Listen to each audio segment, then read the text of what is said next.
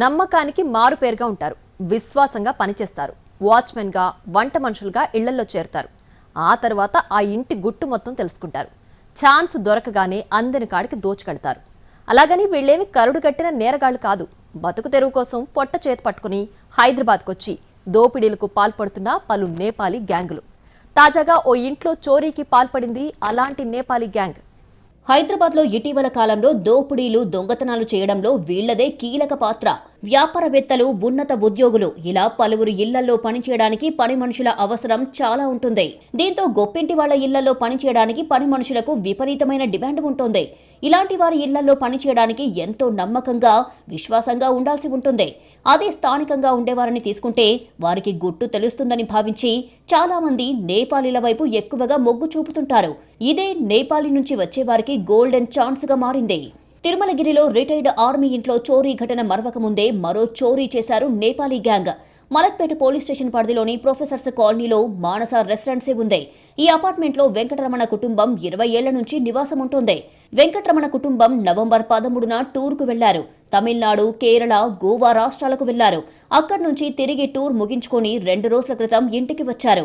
ఫ్లాట్లోకి వెళ్లి చూడగా వస్తువులన్నీ చిందర వందరగా పడి ఉన్నాయి.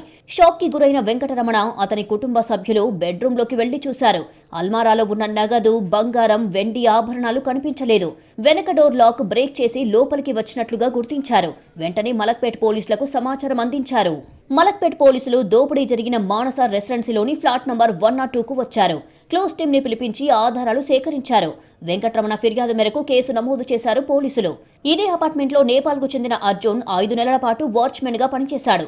ఆ తర్వాత నవంబర్ 25న చెప్పా పెట్టకుండా వెళ్లిపోయాడు. అంతకుముందే వెంకటరమణ కుటుంబం టూర్కి వెళ్లడం, అదే సమయంలో చోరీ జరగడంతో అర్జున్ పైనే అనుమానం వ్యక్తం చేస్తున్నారు. లేడు, ఒక లాస్ట్ 13 నుంచి లేడు ఇక్కడ. ఆయన ఎక్కడ టూర్లకి వెళ్ళాడు. ఆయన నిన్ననే వచ్చాడు.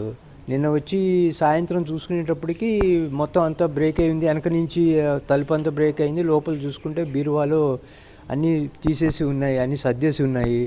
చూస్తే క్యాష్ మిస్, నగలు, ఆర్నమెంట్స్ కూడా మిస్ అయిపోయినాయి. తర్వాత వెంటనే పోలీసులకి ఇన్ఫామ్ చేసేసాడు. తను 5 నెలల నుంచి పనిచేస్తున్నాడండి మా దగ్గర. పనిచేస్తున్నాడు, బాగానే ఉన్నాడు. వాళ్ళు 2 పిల్లలును, 3 పెళ్ళము. తనకేమో అవిటివాడు కొద్దిగా. సరే ఉన్న అంత ముందు జరిగే, అతను వెళ్ళక ముందు రోజు వాళ్ళు ఎవరో అమ్మాయి సిస్టర్ ఉందని అక్కడికి వెళ్ళారు. వెళ్ళిన తర్వాత ఆమెమో సిస్టర్ దగ్గరే ఉంది, వీడు ఒక్కడే వచ్చాడు. ఆ రోజు ఉన్నాడు, బాగానే చేసుకున్నాడు, పని చేసుకున్నాడు. మరుసటి రోజు చూస్తే లేడు, వెళ్ళిపోయా. వాడు అట్లనే ఉన్నాయి సామాన్లు, వీడేమో వెళ్ళాడు. నేను పొద్దున మామూలుగా లైట్లు ఆర్పి చిబుతాడు, అదేం లేదు, చిమ్మడం లేదు, ఏం లేదు. నేను ఫోన్ చేస్తే అవుట్ ఆఫ్ రేంజ్ అనేది వచ్చింది. ఇతర ప్రాంతాల నుంచి వచ్చే వారిని పని మనుషులుగా పెట్టుకునేటప్పుడు జాగ్రత్తగా ఉండాలని పోలీసులు సూచిస్తున్నారు. నేను కాలనీవాసులకు, అపార్ట్మెంట్ ఓనర్స్కి ఒకటే చెప్పదలుచుకున్నాను.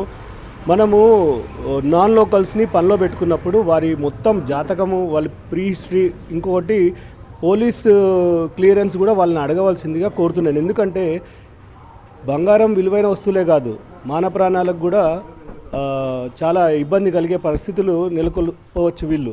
ఎందుకంటే వీళ్ళని పట్టుకోవడానికి చాలా ఇబ్బంది అవుతుంది. ఎందుకంటే వీళ్ళు ఇక్కడ దొంగతనాలు లేకుంటే వేరే పని చేసేసి వాళ్ళ స్వస్థలానికి పోతే పోలీస్ డిపార్ట్మెంట్ కూడా చాలా ఇబ్బంది అవుతుంది. తన ఇంట్లో 45 లక్షల రూపాయల నగదుతో పాటు 15 తులాల బంగారు ఆభరణాలు, 4 కిలోల వెండి ఆభరణాలను చోరీ చేసినట్లుగా వెంకటరమణ పోలీసులకు ఇచ్చిన ఫిర్యాదులో పేర్కొన్నారు.